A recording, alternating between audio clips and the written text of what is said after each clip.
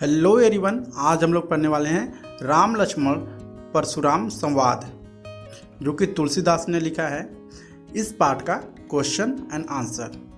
तो पहला जो क्वेश्चन है वो यहाँ पे है। प्रश्न पूछ रहा है कि परशुराम के क्रोध करने पर लक्ष्मण ने धनुष के टूट जाने के लिए कौन कौन से तर्क दिए। उत्तर है इसका, परशुराम के क्रोध करने पर लक्ष्मण ने धनुष के टूट जाने पर अनेक तर्क दिए। पहला जो तर्क है वो है, बचपन में हमने ना जाने कितने ही धनुष तोड़े, किंतु तब किसी ने क्रोध नहीं किया। दूसरी जो तर्क है वो है, हमें ये शिव धनुष साधारण धनुष के समान ही लगा। तीसरा तर्क है, राम से अनजाने में हुआ और छूते ही टूट गया। चौथा तर्क है, इस धनुष के टूटने से किसी प्रकार की कोई लाभ और हानि नहीं हुई है।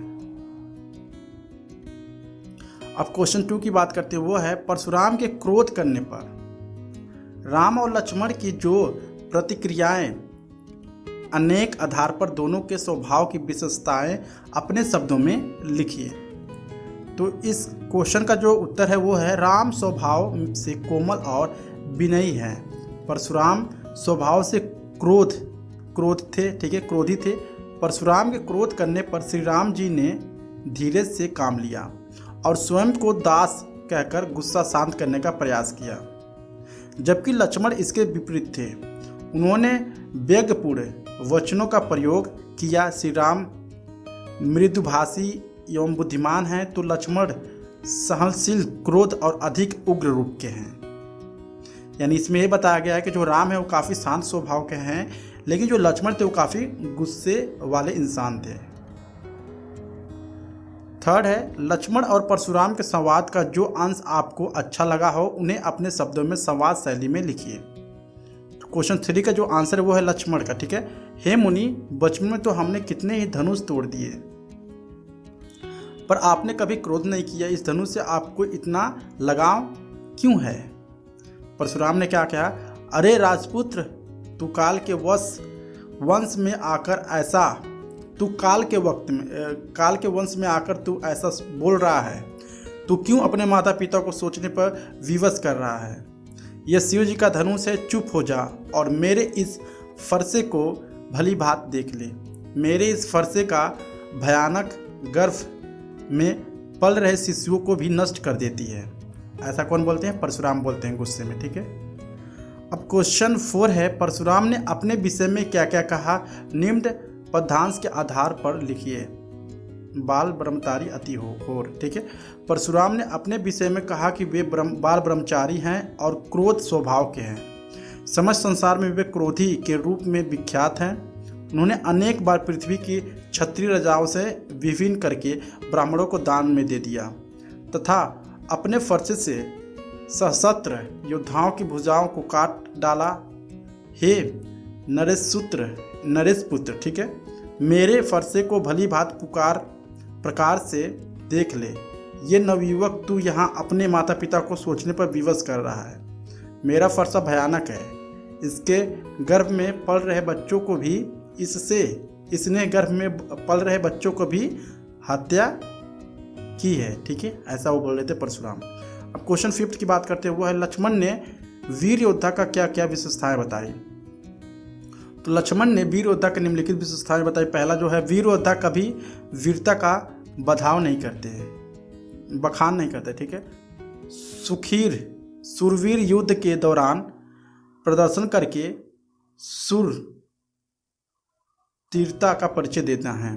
वीर पुरुष अशब्दों का प्रयोग नहीं करते और वीर पुरुष धैर्यवान और निडर होते हैं, ठीक है। अब निम्नलिखित क्वेश्चन 6 से निम्नलिखित पंक्तियों का भाव स्पष्ट कीजिए। तो पहला है, प्रस्तुत पंक्ति हमारे पाठ्य पुस्तक 36 के राम लक्ष्मण परशुराम नामक पाठ से लिया गया है, जिसके रचयिता तुलसीदास हैं। भावार्थ है, लक्ष्मण जी ने हंसते हुए कोमल वाणी में परशुराम पर टांगा कसते हुए कहा कि वे मुनीश्वर, आप अपने आप को बहुत बड़ा योद्धा समझते हैं और मुझे बार बार फरसा दिखाते हैं। जिस तरह से एक फूंक मारने से पहाड़ नहीं उड़ता, उसी प्रकार मुझे बालक समझने से भूल मत करिए। कि मैं एक फरसा देखकर डर जाऊंगा। ऐसा कौन बोलते हैं? लक्ष्मण जी बोलते हैं। ठीक है। ख है इसका इच्छा कुंभड़तिया को नाही साहित्य अभिमान। यहाँ लक्ष्मण जी की वीरता का परिचय देते हुए कह रहे हैं कि हम छुई मुई का पौधा नहीं है या कोमल कोहड़े की पतिया नहीं है जो उंगली दिखाते ही मर जाए। हम बालक अवश्य लेकिन वीर योद्धा बालक हैं, ऐसा कहते हैं। अब नेक्स्ट में क्या कह रहे हैं? परशुराम जी बार बार कहते हैं कि मैं लक्ष्मण को पल भर में मार डालूंगा। यह सुनकर विश्वामित्र कहते हैं कि इन मधीपुत्र को चारों तरफ हरा ही हरा दिखाई दे रहा है, जिससे कि परशुराम जो है, ठीक है, वो लोहे की बनी तलवार की भांति है। परशुराम जी अभी क्रोध व अहंकार के बस में हैं।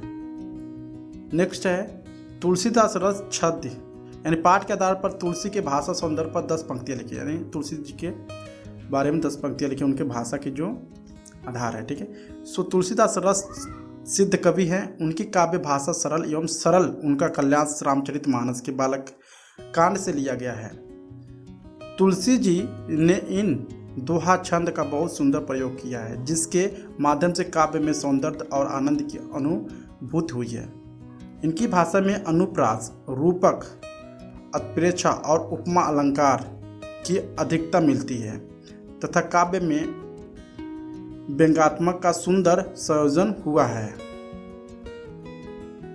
नेक्स्ट देखते हैं क्वेश्चन नंबर 9 और लास्ट है। इस पूरे प्रसंग की व्याख्या का अनूठा सौंदर्य है, उदाहरण के साथ स्पष्ट कीजिए।